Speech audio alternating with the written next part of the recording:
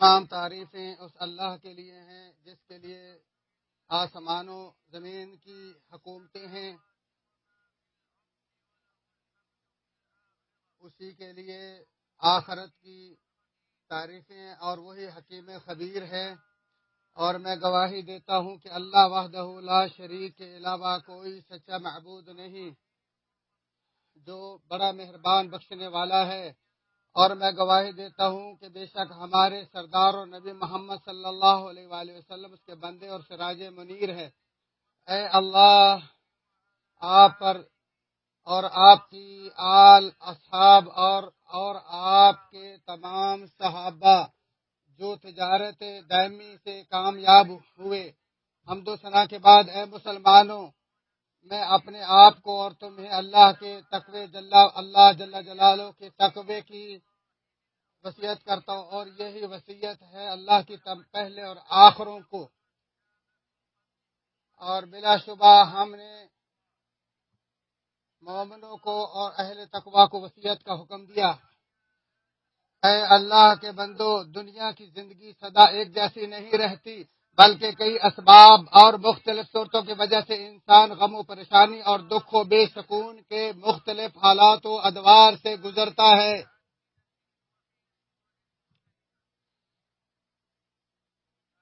خبردار، ان تمام دکھوں اور غموں سے نجات و بچاؤ کا صرف ایک ہی ذریعہ ہے،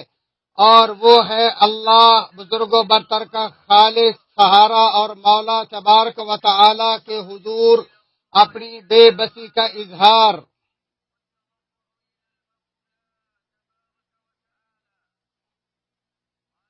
فرمانے باری تعالیٰ ہے، ہمیں خوب علم ہے کہ ان کی باتوں سے آپ کا دل تنگ ہوتا ہے۔ آپ اپنے رب کی حمد و تسبیح بیان کرتے رہیں اور سجدہ کرنے والوں میں شامل ہو جائیں، اور اپنے رب کی عبادت کرتے رہیں یہاں تک کہ آپ کو موت آ جائے۔ کیونکہ اللہ تعالیٰ کی اطاعت و فرما برداری ہی فرحت و سرور اور اس کا تقوی بشاشت و درخشندگی کا باعث ہے۔ لہذا تم اپنے رب کی اطاعت پر ڈٹ جاؤ، وہی تمہیں ہر تنگی سے فراخی اور ہر غم سے نجات دے گا۔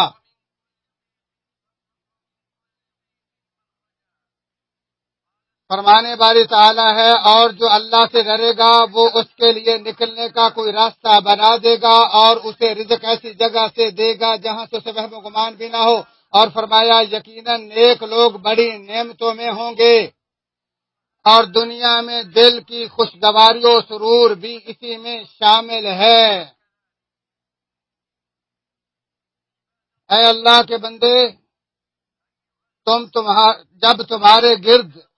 پریشانیوں کا گھیرا تنگ ہو جائے اور تم دکھوں کی بدبختی میں گھر جاؤ، اور تم اپنے رب کی کتاب کی تلاوت و تدبر اور اس کے قبول و عمل پر ڈٹ جاؤ، کیونکہ یہی دلوں کا نور اور تمام مصائب کا علاج ہے۔ اللہ بزرگوں برتر نے فرمایا، اے لوگوں، تمہارے پاس تمہارے رب کی طرف سے ایک ایسی چیز آئی ہے جو نصیحت اور دلوں کے روگ کی شفا ہے، اور جو مومنوں کے لیے سراسر ہدایت و رحمت ہے۔ اور دوسری جگہ فرمایا، آپ کہہ دیجئے کہ یہ مومنوں کے لیے ہدایت و شفا ہے۔ بس جس کا دل اپنے رب کے کلام کے ساتھ جڑ گیا اور اس کے دل میں اس کی روشنیاں اجاگر ہو گئیں، تو سمجھ لو کہ اس کے سب غم ختم اور پریشانیاں دور ہو گئیں۔ اے میرے مسلمان بھائی، جب پریشانیاں غالط آ کر تمہارے دل پر حملہ آور ہو جائیں تو تم اپنے رب کے سامنے گڑ گڑا کر اپنی بے بسی کا اظہار کرو، اور اپنے خالق کے حضور انتہائی عجز سے دعا کرو۔ تو اللہ تعالیٰ فرماتا ہے، اور ایوب علیہ السلام کی اس حالت کو یاد کرو جب اس نے اپنے رب کو پکارا کہ مجھے یہ بیماری لگ گئی ہے اور تو رحم کرنے والوں میں سب سے زیادہ رحم کرنے والا ہے، تو ہم نے اس کی دعا قبول کر لی، پس اسے جو بھی تکلیف تھی دور کر دی، اور اسے اس کے گھر والے اور ان کے ساتھ ان کی مثل اور عطا کر دیے اپنے خاص مہربانی سے، تاکہ سچے بندوں کے لیے سب نصیحت ہو۔ زبان حال و قال کی سچائی، ظاہر و باطن کی عجز و انکساری کی حالت میں حاضر قلبی سے ہر چیز پر قادر اللہ کے سامنے اس طرح گڑ گڑاؤ کہ جس طرح ایک مخلوق اپنے خالق یا ایک غلام اپنے آقا کے سامنے اس یقین کامل سے اپنی بے بذاتی و بے بسی کا رونا روتا ہے کہ اس کے علاوہ نہ کوئی اور پناہ گاہ ہے اور نہ ہی کوئی نجات کی جگہ ہے۔ اللہ تعالیٰ نے فرمایا مچھلی والے حضرت یونس علیہ السلام کو یاد کرو جب وہ غصہ سے چل دیا اور خیال کیا کہ ہم اسے نہ پکڑ سکیں گے، بالآخر وہ اندھیروں کے اندر سے پکار اٹھا الہی تیرے سوا کوئی معبود نہیں، تو پاک ہے، بے شک میں ظالموں میں ہو گیا۔ تو ہم نے اس کی پکار سن لی اور اسے غم سے نجات دے دی، اور اسی طرح ہم ایمان والوں کو نجات دیتے ہیں۔ اس دعا کی ترغیب صحیح سنت سے ثابت ہے، اور یہ بھی ثابت ہے کہ مسلمان اس آیت کے ذریعے جو بھی دعا مانگے گا اللہ اسے قبول فرمائے گا۔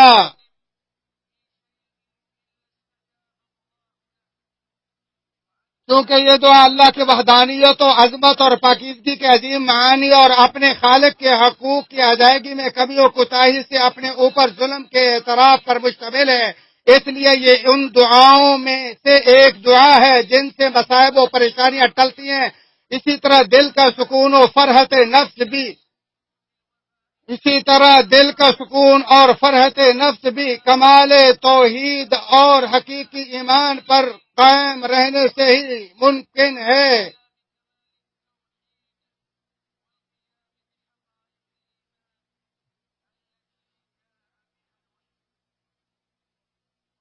اور اس لیے کہ ابن عباس رضی اللہ تعالیٰ عنہ سے بخاری اور مسلم میں مروی ہے کہ بلا شبہ نبی مکرم صلی اللہ علیہ وسلم پریشانی کے وقت یہ دعا پڑھا کرتے تھے،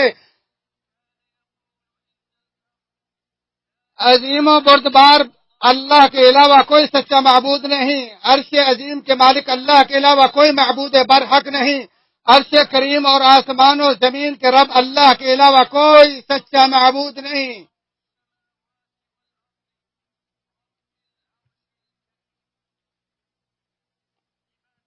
اے اللہ کے بندو، جن دعاؤں سے تکالیف و پریشانیاں رفع دفع ہوتی ہیں اور جو اللہ کے سامنے گڑ گڑانے اور اس کی اعلیٰ صفات و پیارے ناموں کے وسیلے پر مشتمل ہیں اور جو رسول صلی اللہ علیہ وسلم سے صحیح ثابت ہیں، ان میں سے ایک دعا یہ بھی ہے،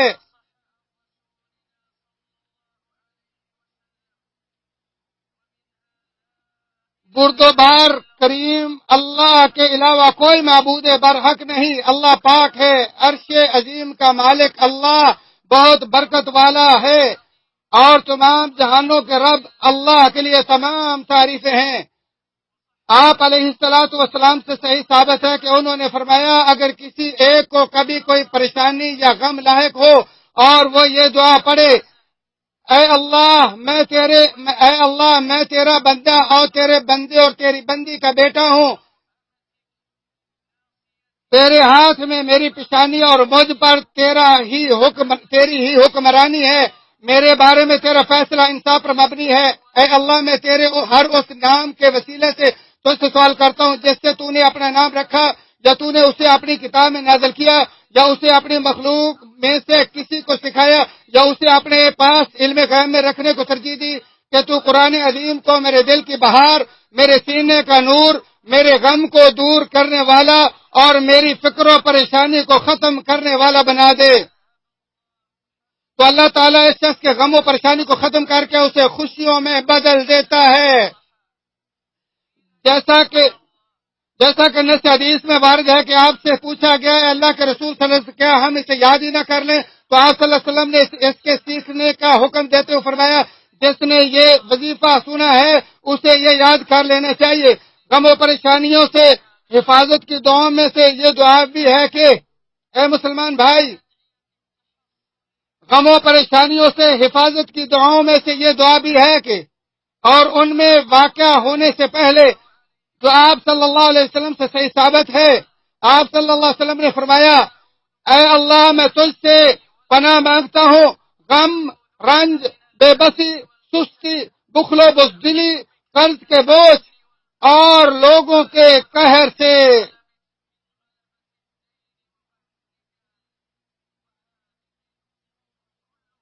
اور ان دعاؤں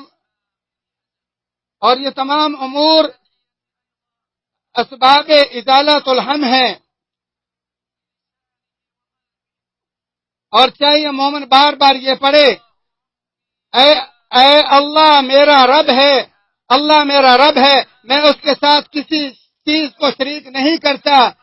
اور یہ بھی ایک دعا بار بار پڑھے، اے حیو قیوم میں تیری رحمت کے صدقے تجھ سے مدد مانگتا ہوں۔ اے مسلمان، فرحت و سرور اور لذت و شادمانی کے عظیم اسباب میں سے ہے کہ فرض نماز یا ممنوع اوقات کے علاوہ کسی وقت نفلی نماز میں تم اپنے رب کے سامنے انتہائی خشوع سے کھڑے ہو کر بڑی انکساری سے اپنی محتاجی عزیز و جبار کے سامنے پیش کرو۔ اللہ سبحانہ نے فرمایا نماز و صبر کے ذریعے مدد طلب کرو۔ بخاری میں ام سلمہ رضی اللہ تعالی عنہما سے مروی ہے، انہوں نے کہا ایک رات نبی اکرم صلی اللہ علیہ وسلم بیدار ہوئے اور فرمایا سبحان اللہ سبحان اللہ، کیسے کیسے فتنے اس رات نازل کیے گئے ہیں اور کس قدر خزانوں کے منہ کھولے جا رہے ہیں، ان حجرات والیوں کو بیدار کر دو، کیونکہ بہت سی دنیا میں کپڑے پہننے والیاں آخرت میں ننگی ہوں گی۔ ایک روایت میں ہے کہ حتیٰ کہ وہ نماز پڑھ لیں۔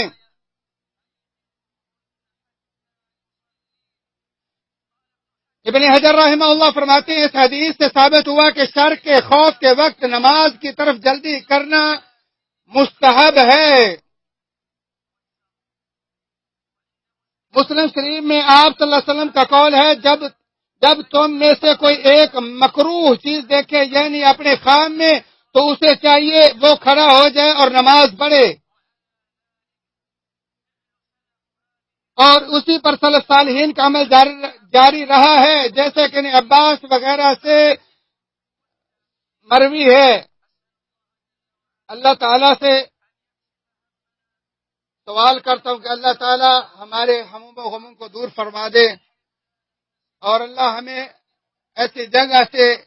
رزق دے جس کا بے وہم و گمان بھی نہیں ہے۔ اسی پر اکتفا کرتے ہوئے میں اللہ تعالیٰ سے اپنے اور تمہارے لیے اور تمام مسلمانوں کے لیے ہر گناہ کی معافی مانگتا ہوں، بس تم بھی اسی سے استغفار کرو اور اس کے سامنے توبہ کرو، وہی غفور الرحیم ہے۔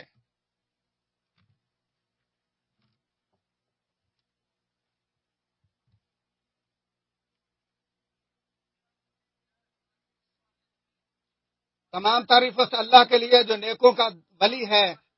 اور میں گواہی دیتا ہوں کہ اس اللہ کے علاوہ کوئی سچا معبود نہیں جو کہ حق المبین ہے، اور میں گواہی دیتا ہوں کہ ہمارے نبی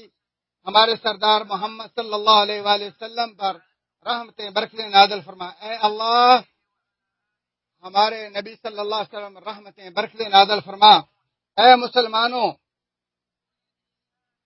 احسان کی تمام اقسام، خواہ وہ دل کی ہوں یا وہ فعل کی ہوں،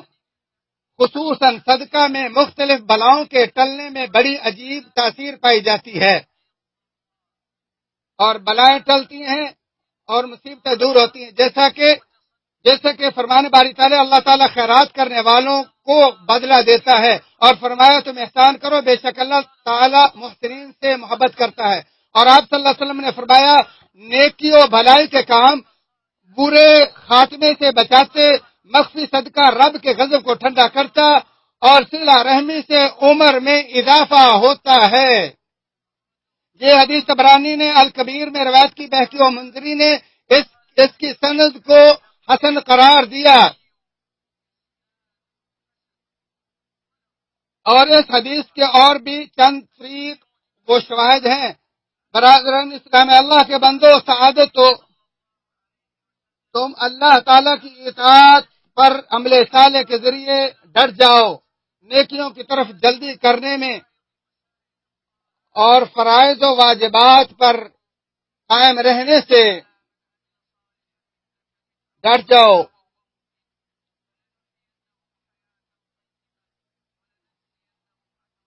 اللہ تعالیٰ فرماتے جو شخص نیک عمل کرے، مرد ہو یا عورت، لیکن با ایمان ہو، تو ہم اسے یقیناً نہایت بہترین زندگی عطا فرمائیں گے، और इनके नेक अमाल का बेहतर बदला देंगे, इन्हें जरूर जरूर देंगे। फिर बिलाशुबा अल्लाह बुजुर्ग बरतर हमें एक अजीम काम का हुक्म देता है, खबरदार वो नबी मुकर्रम सल्लल्लाहु अलैहि वसल्लम पर दुरूद व सलाम भेजना है। ऐ अल्लाह हमारे प्यारे नबी मोहम्मद सल्लल्लाहु अलैहि वसल्लम पर दुरूद व सलाम और बरकत नाज़िल फरमा, हमारी आंखों के ठंडक और दिल के सुरूर पर। ऐ अल्लाह आप और आपके आलो असहाब पर और जो क़यामत तक आपके नेकी में पैरोकार हों उन पर सलातो सलाम नाजिल फरमा। तमाम भाइयों की खिदमत में गुजारिश है कि वो दुआ में शरीक हों और आमीन कहें।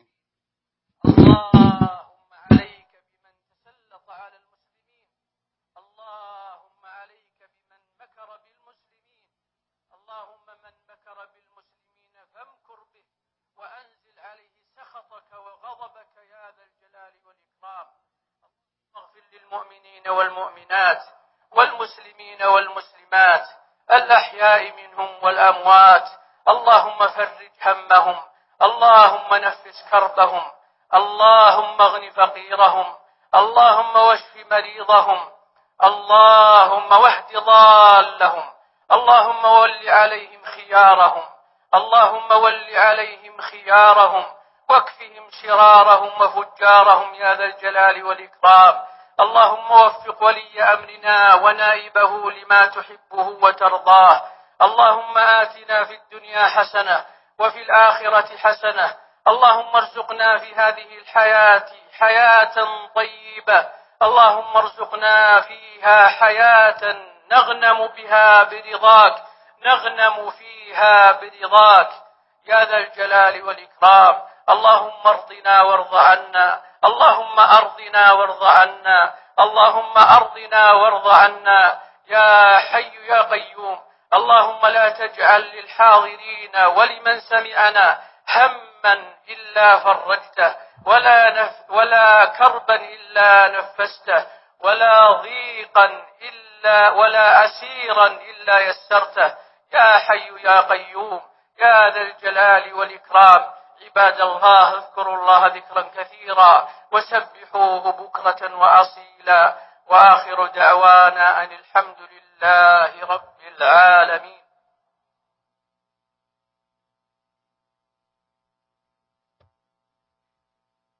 الله أكبر الله